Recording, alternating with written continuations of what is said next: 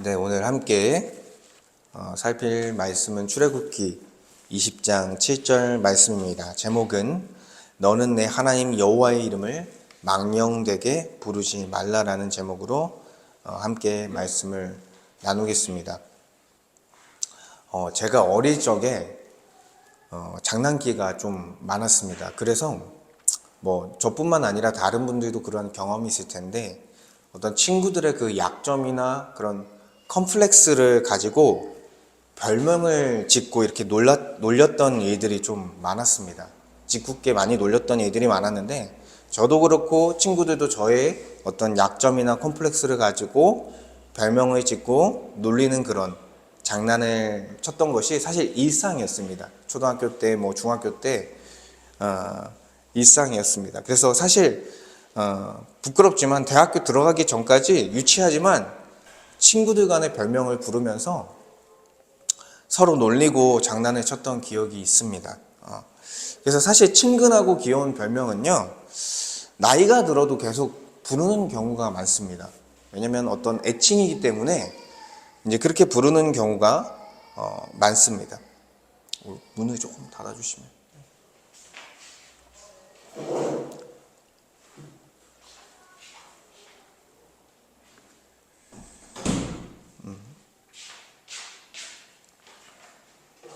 근데 시간이 지나면서 약점이나 컴플렉스를 가지고 지어주었던 그 별명들은 점차 부르지 않게 되는 저의 모습을 보게 된 것 같아요.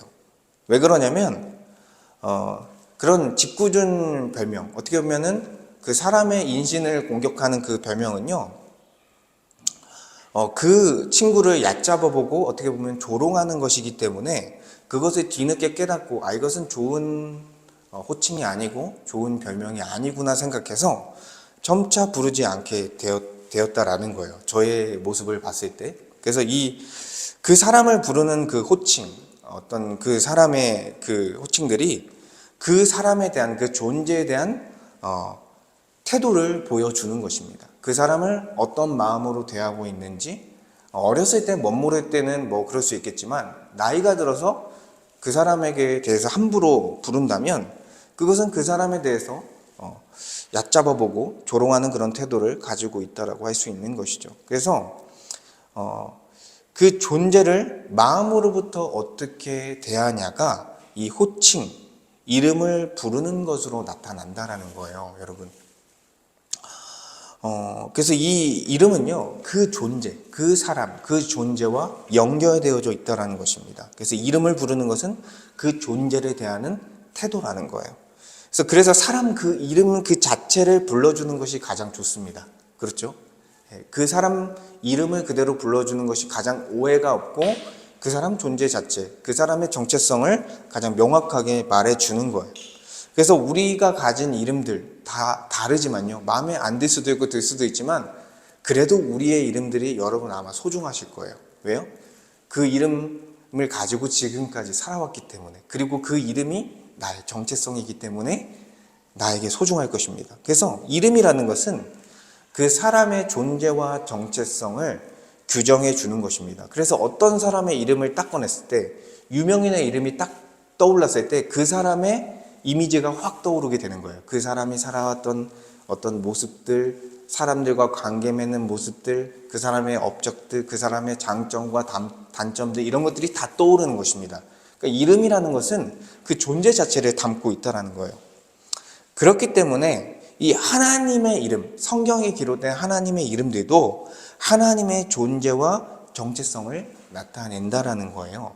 그래서 성경에 기록된 하나님의 이름들은 하나님이 어떤 성품을 가졌는지, 어떤 인격을 가졌는지, 어떤 속성을 가지고 어떤 사역을 하셨는지를 나타냅니다.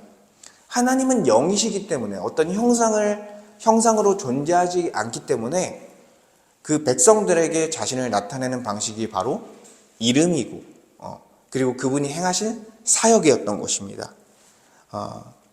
우리가 그래서 하나님의 이름을 부른다는 것은요, 바로 하나님에 대한 태도와 연결되어져 있다는 거예요.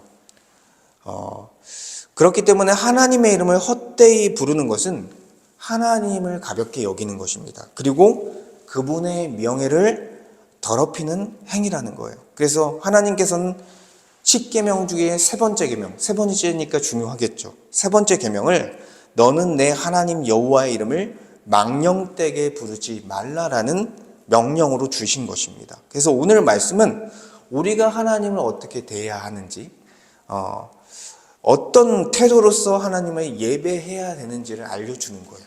그래서 한마디로 말하면 바른 예배의 태도에 대해서 우리에게 알려주고 있는 명령이다라는 것입니다. 그래서 1계명 뭐였어요? 예배의 대상에 대한 말씀이었습니다. 2계명은 뭐예요? 예배의 방법에 대한 말씀이었습니다. 3계명은 뭐예요? 예배의 태도에 대한 말씀을 다루고 있는 거예요. 그러니까 1계명에서 4계명까지는 하나님에 대한 예배를, 하나님에 대한 사랑을 다루고 있는 것입니다. 그래서 오늘 말씀을 통해 바른 예배의 태도를 우리가 회복하기 원합니다. 그리고 하나님의 이름을 거룩히 여기는 우리 모두가 되기를 소망합니다. 첫 번째로 하나님 여호와의 이름은 거룩하다라는 내용입니다.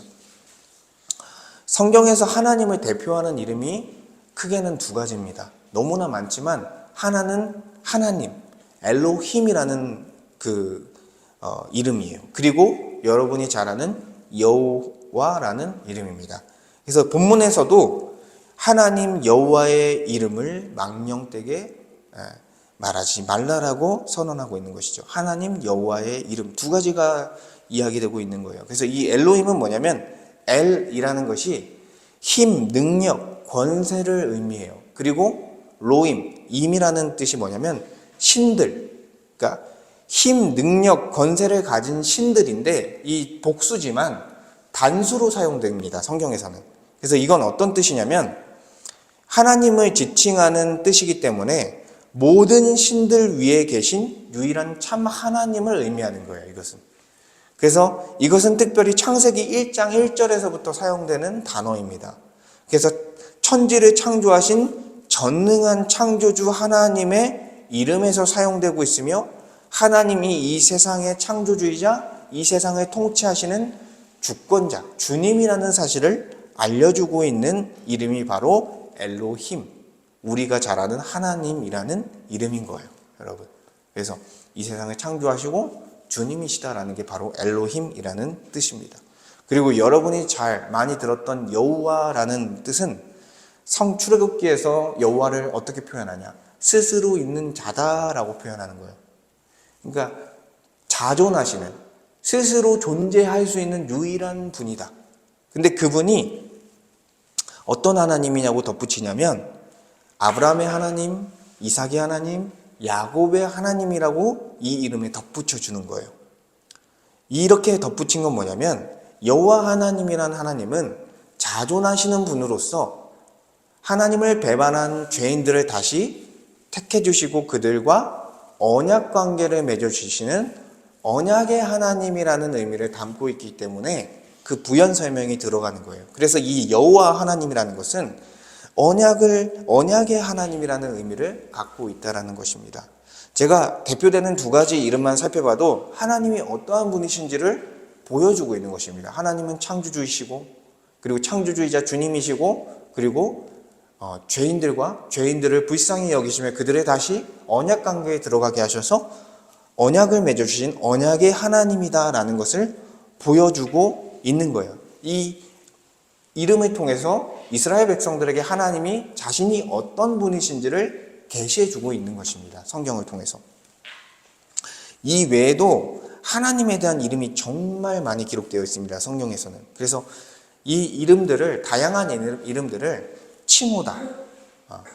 어떻게 보면 별명이죠. 칭호다. 하나님을 다르게 또 설명하는 칭호라고도 얘기하는데 이 칭호들도 역시 하나님의 그 특성들, 성품, 역할 그런 것들을 다 드러내주고 있어요. 그래서 아도나이, 여러분이 쉽게 말하는 주님이라는 것도 하나님으로서 사용했습니다. 주님. 왜 그러냐면 유대인들은 하나님을 경외하는 그 마음 때문에 하나님의 이름을 부르는 것을 이렇게 두려워하면서 그냥 주님으로 이렇게 부르는 관습이 있었습니다. 그래서 아도나이, 주님 이렇게 많이 불렀다는 거예요. 그리고 엘샤다이, 전능한 하나님. 그리고 마태복음에 들어가서는 하나님을 아버지라고 말합니다. 주기도에서 하늘에 계신 우리 아버지요 이렇게 말하잖아요. 이거는 좀 더 친근한 그리스도를 통해서 아버지가 되신 그런 은혜를 또 보여주는 것이죠. 그리고 하나님을 알파와 오메가로도 표현해요. 그러니까 처음과 끝이다.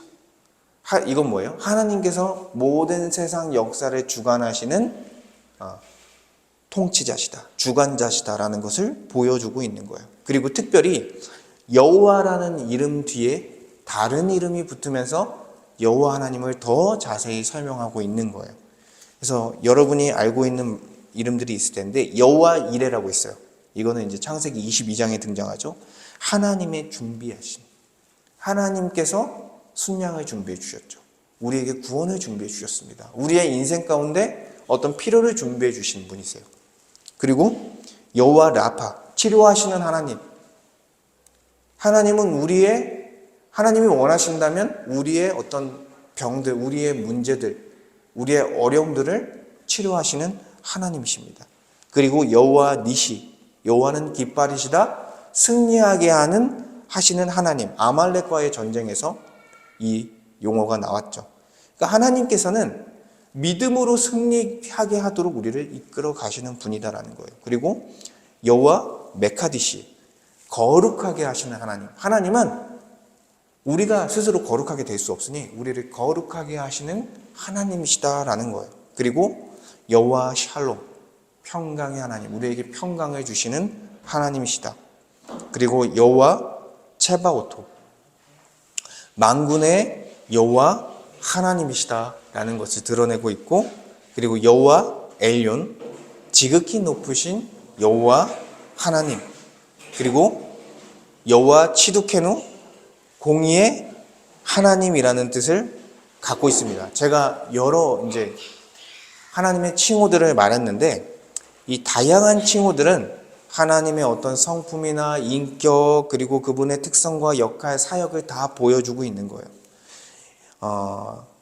결국 이러한 다양한 여호와의 이름들은 어떻습니까? 하나님의 이름들은 거룩합니다. 이 세상 피조물과는 구별된 모습을 보여주고 질적으로 차이가 있는 모습을 보여주고 있다라는 거예요. 그리고 성부 하나님뿐만 아니라 성자 하나님과 성령 하나님의 이름도 이 성경에 기록되어 있습니다. 성자 하나님은 예수라는 이름을 갖고 있습니다. 예수라는 이름. 그래서 그 뜻은 자기 백성을 그들의 죄에서 구원할 자라는 뜻을 갖고 있어요. 예. 이름 자체가 구원자라는 뜻을 갖고 있다라는 거예요. 그리고 그리스도는 기름 부음 받은 자, 히브리어로는 여러분이 잘 알고 있는 메시아. 그러니까 우리를 다시 다스려 주실 약속된 왕이라는 뜻이에요.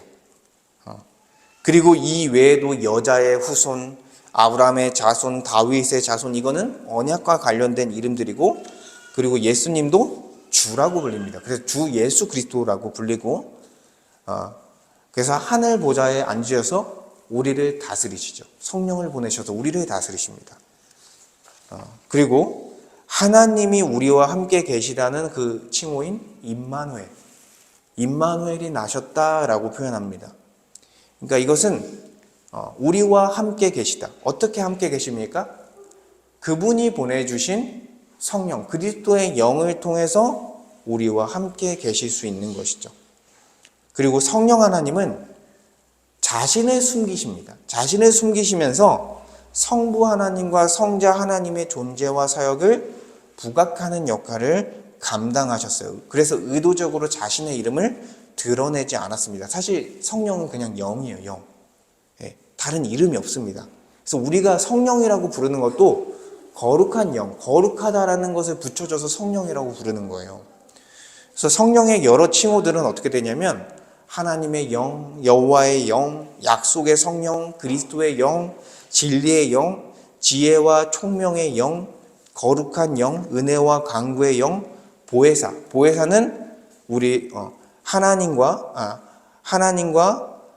사람 사이에 보호자, 위로자, 돕는 자, 중재자로서의 역할을 한다라는 거죠. 그리고 능력의 영, 지혜와 계시의 영 이렇게 기록이 되어 있다라는 거예요. 뭐예요? 하나님의 전반적인 모든 사역을 돕는 분이라는 것을 알려주고 있는 것입니다. 그래서 성부 하나님, 성자 하나님, 성령 하나님의 이름들을 종합해서 하나님의 그 이미지를 그린다면, 요약한다면, 하나님의 존재를 요약한다면 하나님은 창조주이십니다. 그리고 이 세상을 다스리는 주님이시며 죄인들을 건져내시기 위해 언약을 맺으신 언약의 하나님이십니다. 그리고 우리를 구원하신 구원자이십니다. 그리고 믿는 자들에게 성령을 부어주셔서 예수 그리스도 안에서 하나님과 연합하게 하시며 구원하시고 마지막 날 공의를 통해 공의의 하나님으로서 심판과 구원을 행하실 심판주라는 사실을 성경은 하나님에 대해서 표현하고 있는 거예요. 물론 이것이 다 하나님의 전부를 나타낸다고 볼 수 없습니다. 그렇지만 성경에 계시는 하나님을 통해 하나님이 어떠한 분이시라는 사실을 우리는 이해할 수 있고 받아들일 수 있다는 거예요. 그래서 지금까지 제가 나열했던 이름이 엄청나죠. 그래서 이분은 거룩한 분이에요. 이 세상과는 구별된 분이에요. 그리고 이 피조물들, 모든 피조물들의 영광의 찬송을 받으실 만한 유일한 참 하나님이라는 사실을 이 이름을 통해서 보여주고 있는 것입니다. 그래서 하나님의 이름은 영광의 찬송을 받으며 거룩히 여겨져야 한다라는 거예요. 그렇기 때문에 우리는 두 번째로 하나님 여호와의 이름을 망령되게 부르지 말아야 합니다. 그래서 우리가 하나님의 이름을 부른다는 것은 쉽게 말한다면 하나님의 이름에서 나타난 하나님을 우리가 믿고 의지한다. 우리의 인생을 의탁드린다는 그런 의미를 담고 있다라는 거예요.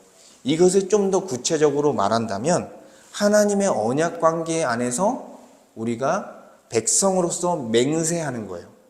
이름을 부른다는 것은 우리가 하나님께 예배하겠습니다. 하나님께 순종하겠습니다라고 맹세하는 것입니다. 그리고 하나님의 이름을 부르는 것은 신앙을 고백하는 거예요. 공적인 자리에서 신앙을 고백하는 거예요. 예.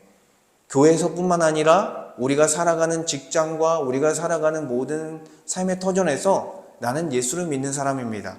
그리고 복음에 대해서 예수를 믿는 것에 대해서 듣고자 하면은 우리의 신앙을 고백하는 그런 것이 바로 하나님의 이름을 부르는 것이다 라는 거예요. 그리고 세 번째로 바로 하나님의 이름을 부르는 것은 다른 사람을 축복하는 것입니다.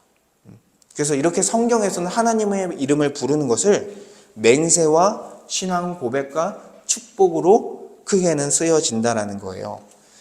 그래서 아까도 말했지만 하나님에 대한 맹세, 그 언약 관계 안에서의 맹세는 우리가 하나님께 참된 예배를 드리고 하나님께 순종하는 의무를 다하겠습니다라는 그런 맹세를 하는 거예요. 하나님의 이름을 부른다는 것은.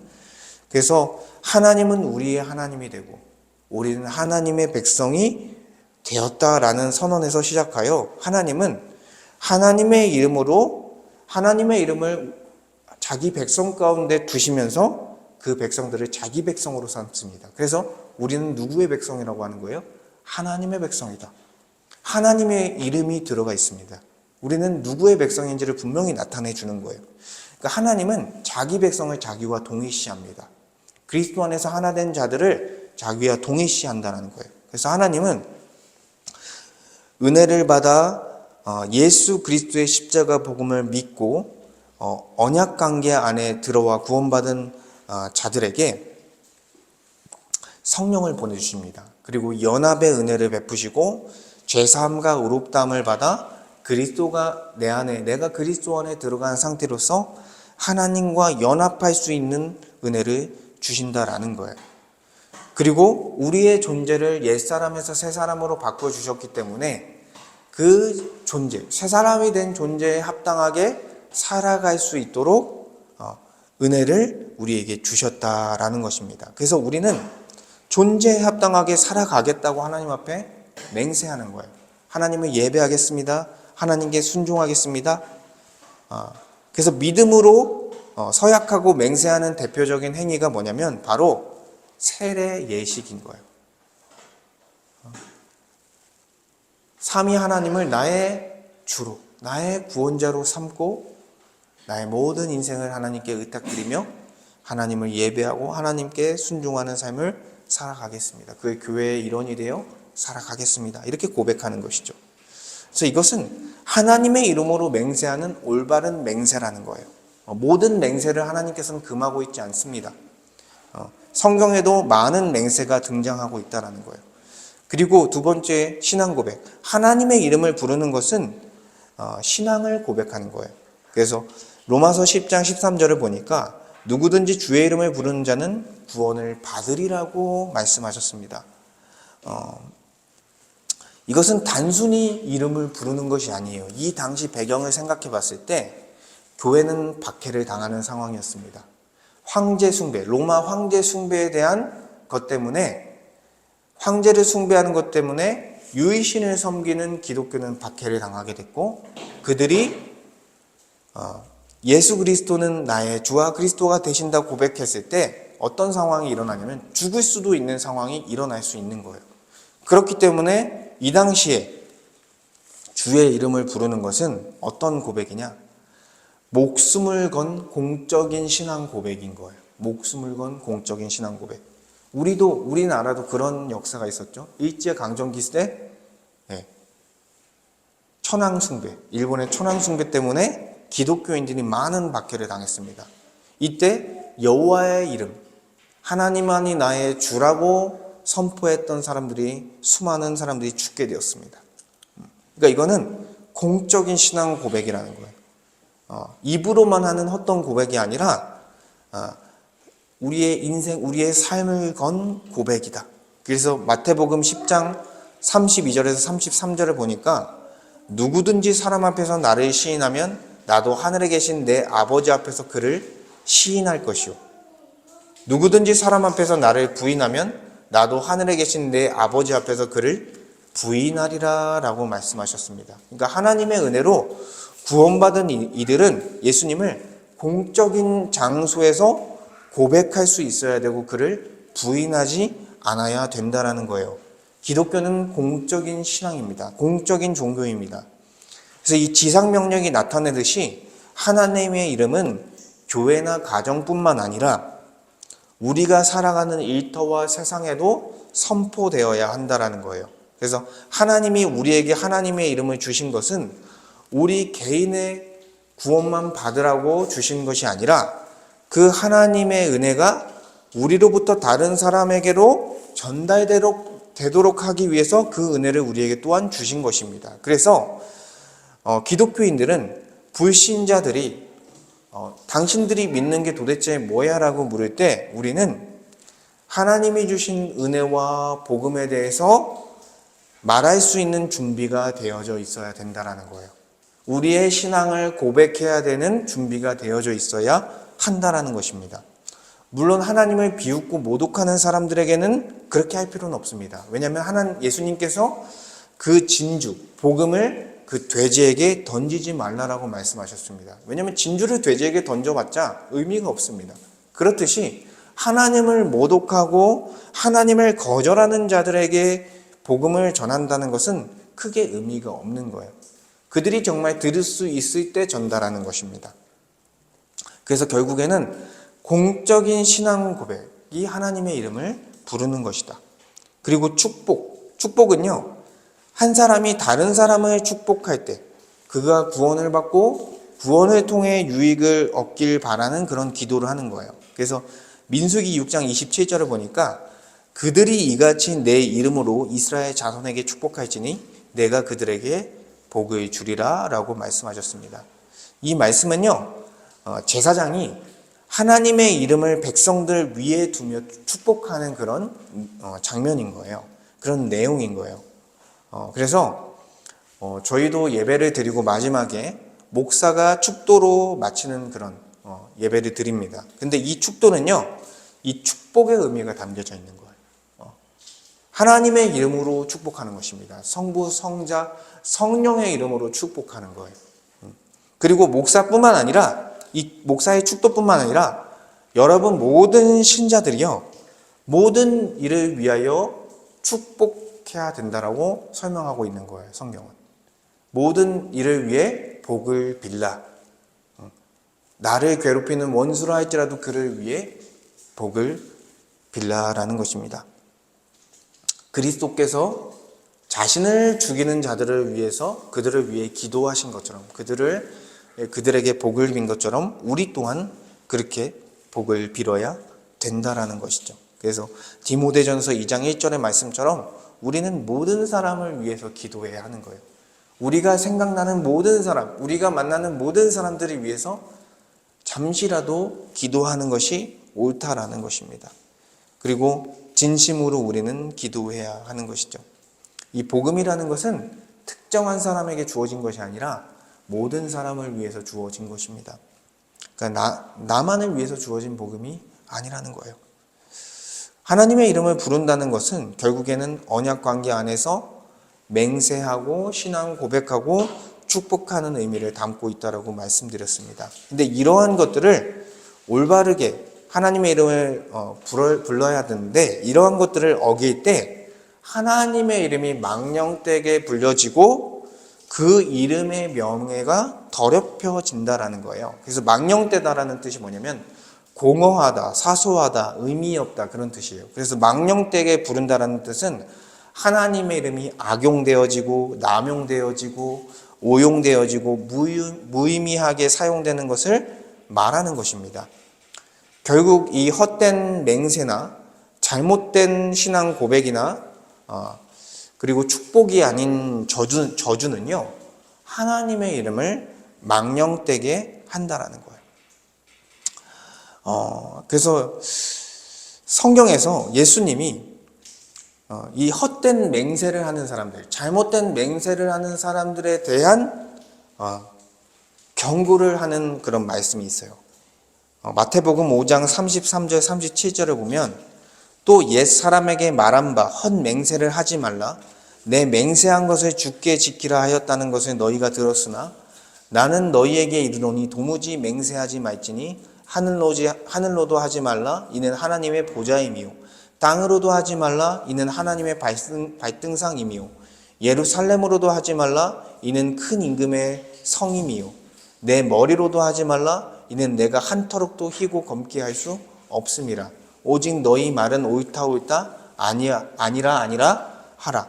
이에게 지나는 것은 악으로부터 나느니라 라고 말씀하셨습니다. 그러니까 여기서 말하는 것은 맹세에 대해서 완전히 금하는 것이 아니에요. 이 말씀의 맥락은 뭐냐면 하나님에게 헛되게 맹세하며 교만을 떠는 유대인들에게 경고하는 장면인 거예요. 그러니까 맹세는 하지만 그것을 지키지 않는 거예요, 이 사람들은.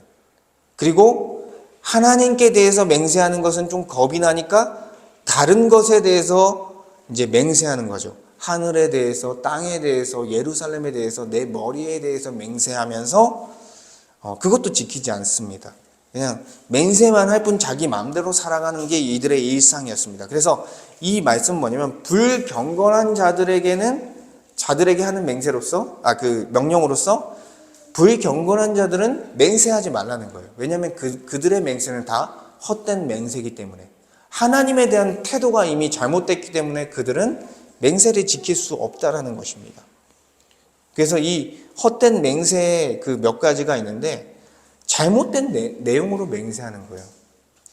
당연히 거짓신들에게 맹세하는 것은 당연히 잘못된 것이고, 그 죄를 짓게 만드는 맹세도요, 잘못된 맹세입니다. 그래서 어떤 오늘날에 불법적인 계약을 한다든지, 여러분, 그 하나님의 법에 어긋나는 거죠. 불법적인 계약을 하고 일을 한다든지, 불법적인 일을 한다든지, 그러면은 그거는 하나님의 이름을 더럽히는 거죠. 왜냐하면 우리는 하나님의 백성인데 그렇게 불법적인 계약을 해서 우리가 한다라고 한다면 하나님의 이름을 더럽히는 거예요. 그리고 알면서도 남에게 해를 끼치는 그 맹세를 했을 때, 내가 이 맹세를 하고 이 맹세한 대로 행했을 때 분명히 다른 사람들이 피해를 입는데 그것들을 맹세한 대로 행했을 때 그것은 결국에는 하나님의 이름을 더럽히는 것이다라는 거예요. 그리고 하나님의 이름을 팔아서 이익을 얻으려는 것 자체가 하나님의 이름을 더럽힐 수 있다. 그렇게 맹세하는 것. 어떤 상황이냐면 거래하면서 어떤 거래와 어떤 영업을 하면서 나 하나님 믿는 사람이야. 내가 하나님께 맹세하는데 이런 표현을 쓰면서 거래를 하고 영업을 한다면 하나님의 이름을 더럽히는 것이다 라는 거예요. 그런 의미에서 쓰여질 이름이 아니라는 것입니다. 그리고 또 어떤 분들은 이렇게 말하지 않더라도 나 어디 교회 장로입니다. 이건 무슨 말이에요? 나는 그만큼 믿을 만한 사람입니다. 내 뒤에는 하나님이 있습니다. 이런 식으로 설명하는 거잖아요. 그러니까 자기의 어떤 직분을 가지고 이렇게 거래하고 영업하고 이렇게 하는 것도 사실 하나님의 이름을 더럽히는 일이다라는 거예요. 굳이 그렇게 말하지 않아도 되는 거죠. 그리고 정치인들, 특히나 정치인들은 정치적 발언을 할 때 기독교인인 경우에는 이런 발언을 하죠. 하나님의 이름을 걸고, 우리나라는 적지만 미국에서는 많아요. 미국에서는 전체적으로 기독교 국가이기 때문에 대통령부터 하나님의 이름을 위하여 이런 말을 많이 쓰고요.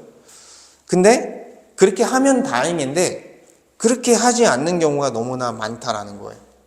그리고 우리가 개인적으로 하나님께 기도할 때도 조건적인 거래처럼 하나님 이 기도를 들어주시면, 내가 원하는 이 기도를 들어주시면 내가 무엇을 하겠습니다 이렇게 맹세하는 경우가 있잖아요. 근데 그것들도 다 하나님의 이름을 망령되게 하는 말이다라는 것을 여러분이 기억하시면 좋을 것 같아요. 그런 조건부로 우리는 기도하는 게 아니에요. 우리가 뭘 하겠다라고 해서 하나님께서 기도를 들어주시는 분이 아니신 거죠. 이것은 어리석은 생각이죠. 그리고 지켜지지 않는 그 맹세는 헛된 맹세라는 거예요. 우리가 어떤 맹세를 합니다. 어떤 일을 하겠습니다 이렇게 하더라도 그 권한이, 그 맹세에 대한 일이 나에게 권한이 있는 게 아니라 집안으로 따지자면 그게 아버지의 권한 아래에 있고, 아니면 직장의 CEO에게 권한이 있다라고 한다면 내가 할 수 없는 거예요. 그 맹세는 내가 지킬 수 없는 거예요. 그것은 헛된 맹세가 되는 것입니다. 나보다 높은 지위에 있는 사람 때문에 그 맹세는 그냥 폐지되는 거예요. 그렇게 하는 맹세는 하지 말라는 거예요. 지킬 수 없는 맹세를 하지 말라는 것입니다. 그리고 잘못된 태도에서 비롯된 맹세는 헛된 맹세라는 거예요. 이 유대인들의 모습과 같은데 하나님의 이름은 부르지만 실제로는 하나님을 대적하고 우상을 숭배하고 자기 마음대로 살아가는 그런 사람들의 모습을 일컫는 거예요.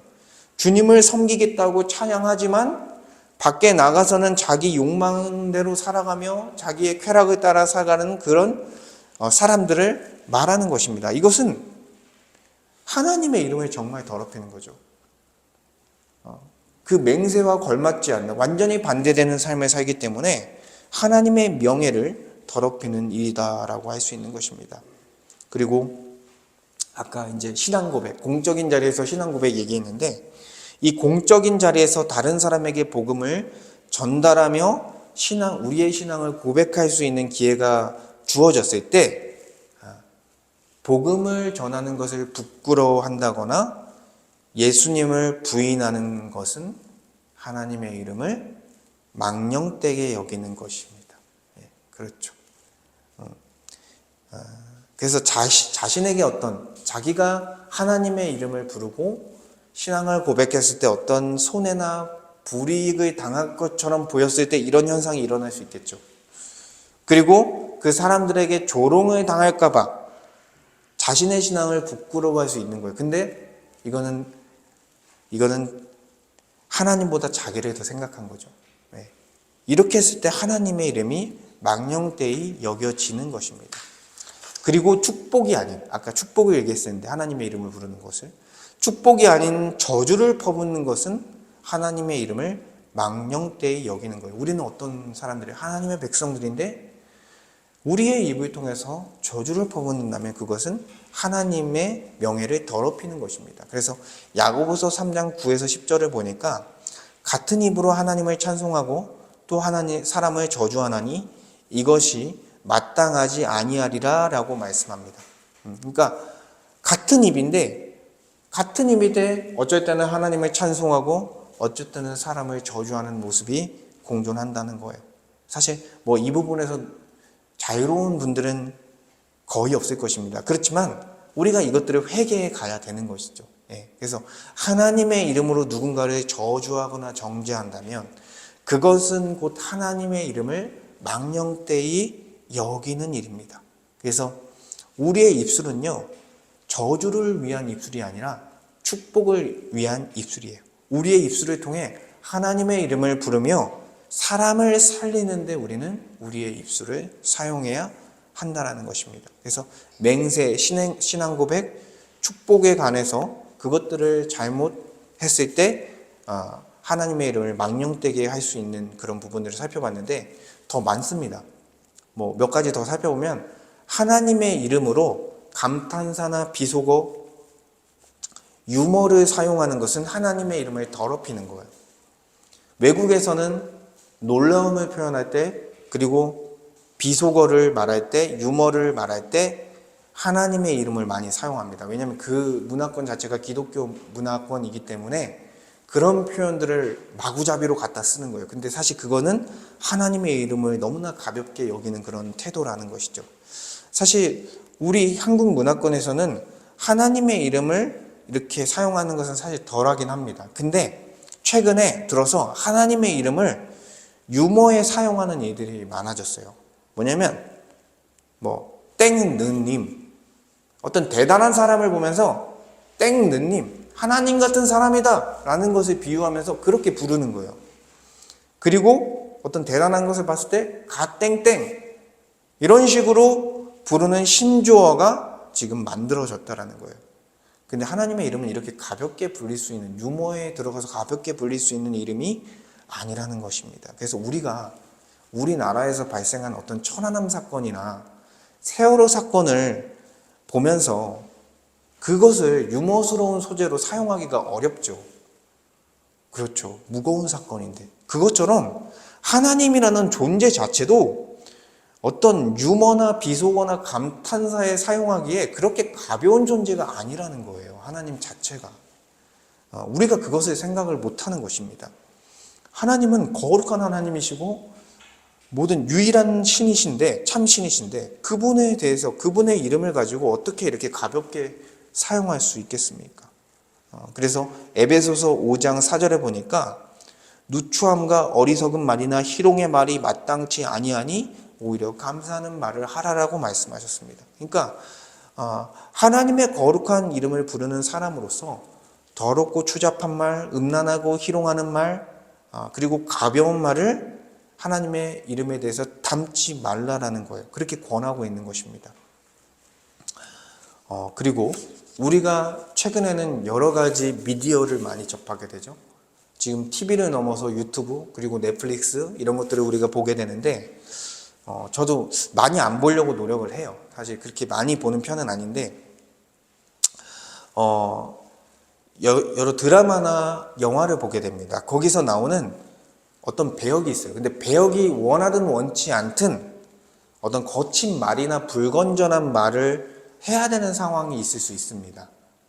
근데 그 배우는요, 사실 그 배역을 그냥 맡은 거기 때문에 그 배역을 감당한 것이지 그 사람의 마음이 정말 거친 말을 하거나 불건전한 말을 하고 싶은 것은 아니었을 거예요. 그렇기 때문에 그것 자체가 죄가 되지는 않을 수 있습니다. 그러나 그렇게 표현되는 모습 자체가 좋게 여겨질 수만은 없다라는 거예요. 그래서 이 성경에서는 이 세상의 악을 표현할 때 어떤 식으로 표현하려고 애를 쓰냐면, 이 세상은 악하고 더럽지만 그 더러운 것들을 많이 들춰내지 않으면서 그것을 정확하게 묘사하려고 노력을 했습니다. 성경은. 근데 영화나 드라마는 어때요? 그 세상의 더러운 것들과 어떤 불건전한 것들을 더욱 부각하면서 더 들춰내면서 나타내고 있기 때문에 성경이 말하는 방식과는 좀 상반되어 있다는 거예요. 그렇기 때문에 이 세상의 온갖 더러운 말들을 하는 것들을 연출하는 어떤 감독이나 또한 그것을 그 배역을 연기하는 사람을 우리가 보았을 때 우리가 신자로서 솔직히 눈살을 찌푸릴 수밖에 없는 것입니다. 사실 어떤 면에서는 도가 지나치면 죄의 영역에 들어가요. 그것도 하나님에 대한 거친 비난, 모독, 그리고 어떤 누추한 말과 그런 모습들, 그런 것들을 너무 심각하게 연출하는 것은 죄에 해당하는 거예요. 그래서 제가 생각할 때는 배우라는 직업은 크리스천이 하기가 너무 힘든 직업이라고 저는 생각이 들어요. 그래서 우리는 분별력 있게 미디어를 접해야 한다는 거예요.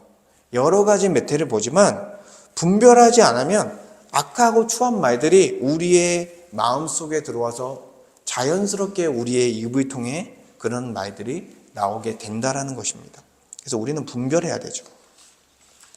그리고 최근에는 어떤 말들을 많이 하냐면 하나님의 이름을 빌려 거짓된 예언을 하는 것을 우리는 조심해야 한다는 것입니다. 이것이 멀리 있는 게 아니라 우리의 신앙생활에서도 많이 나타나요. 저도 이렇게 얘기할 때가 있었는데 어떤 신앙생활을 하면서 기도하면서 자기의 어떤 느낌이나 생각에 하나님께서 이렇게 말씀하셨어. 하나님께서 이렇게 우리를 인도하시려고 해 라고 하는 것을 우리는 사실 조심해야 돼요. 우리가 사실 많이 쓰는 용어지만 상당히 조심해야 돼요.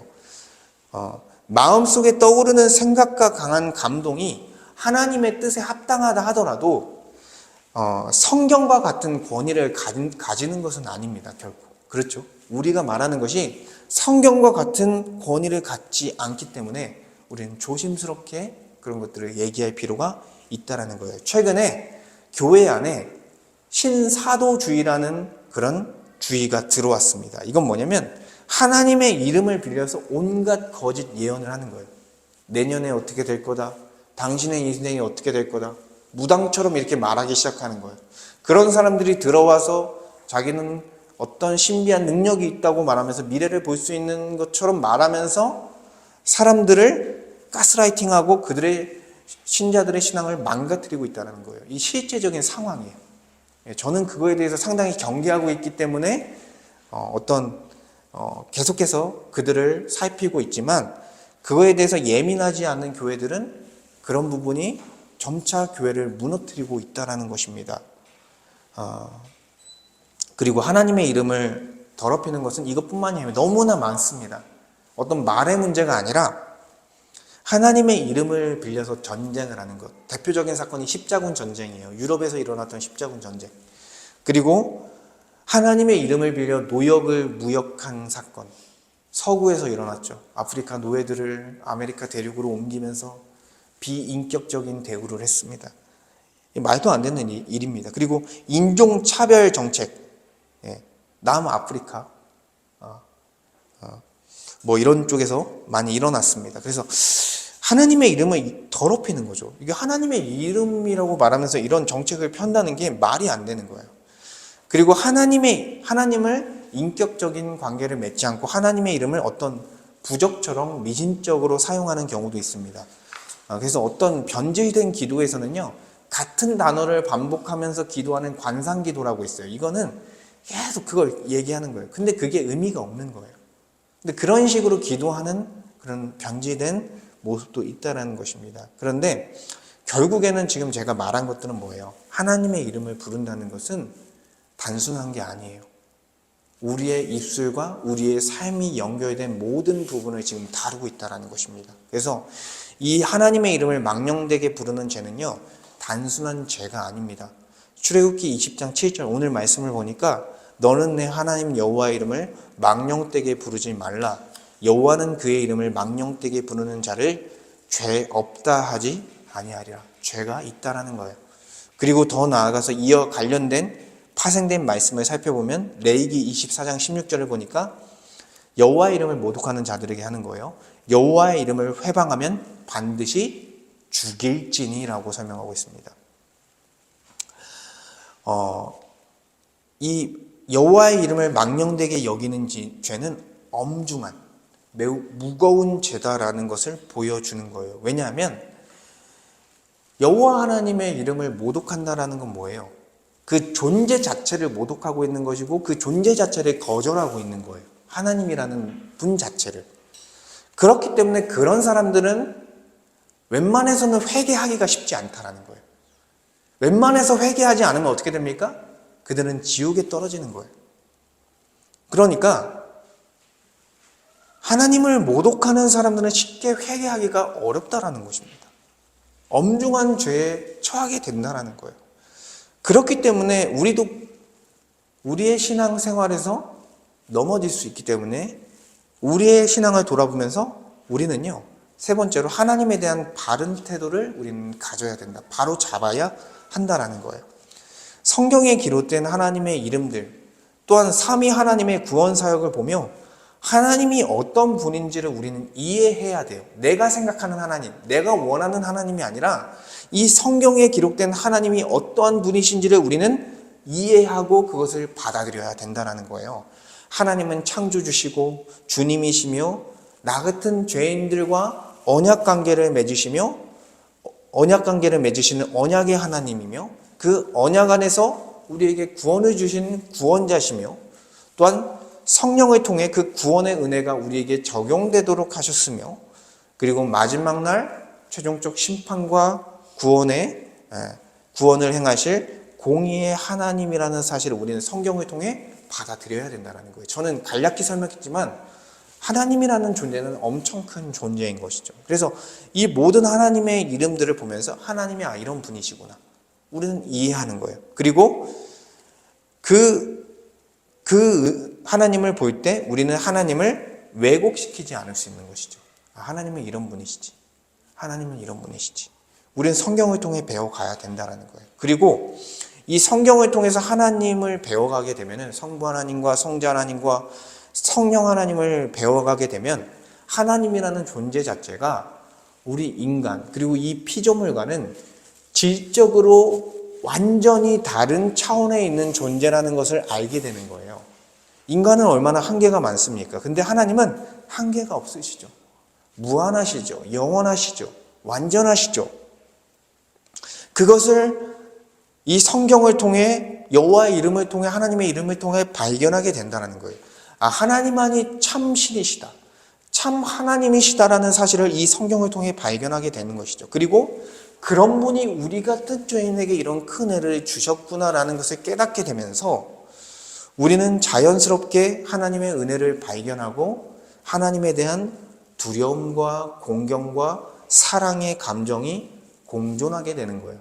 그것을 바로 하나님에 대한 경외하는 그런 마음이다라고 할 수 있는 것이죠. 그래서 하나님에 대한 두려움과 공경과 사랑이 공존하는 그 경외함으로 우리는 이 말씀과 복음을 깊이 이해하면서 나아갈 수 있게 되는 것입니다.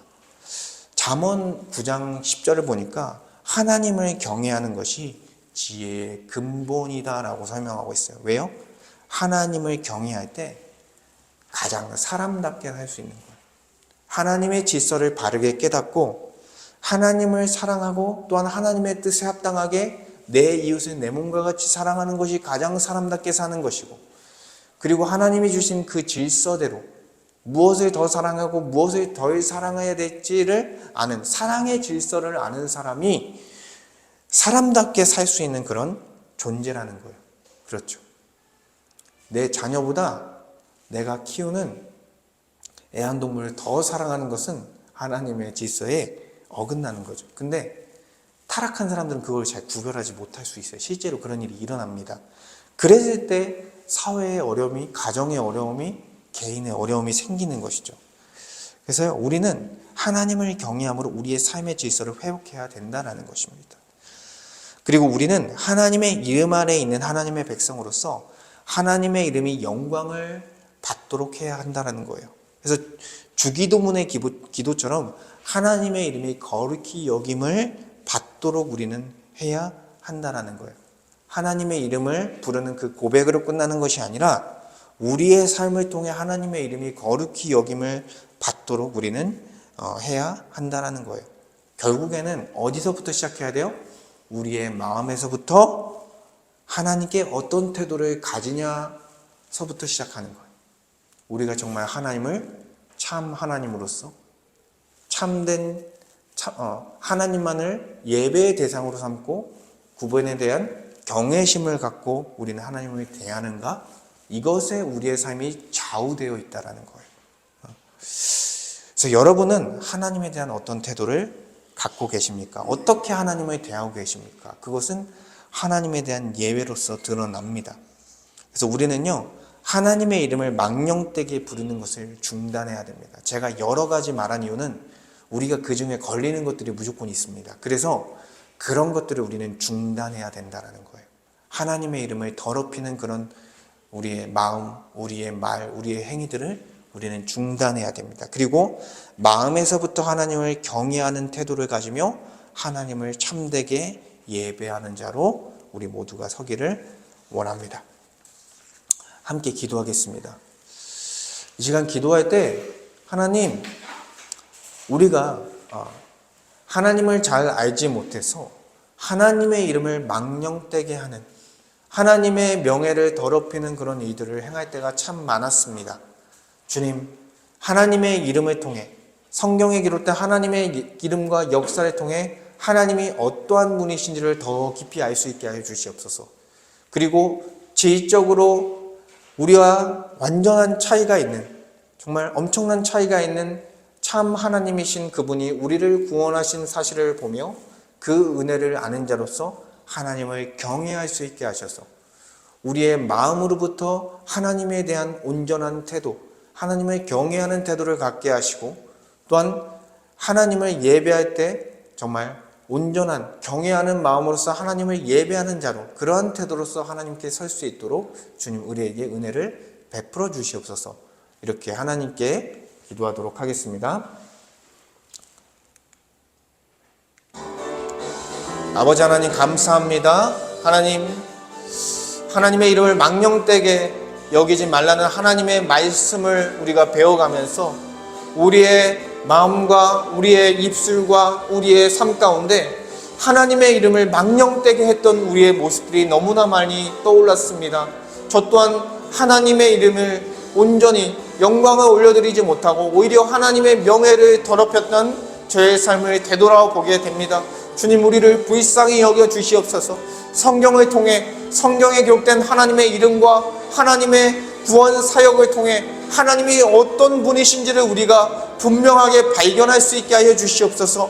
하나님은 창조주이자 주님이시며 또한 죄인들을 구원하신 언약주시며 구원자시며, 또한 주님 우리에게 복을 주시는 주님이시며, 또한 심판과 구원을 주실 심판주라는 사실을 우리가 성경을 통해 보게 됩니다.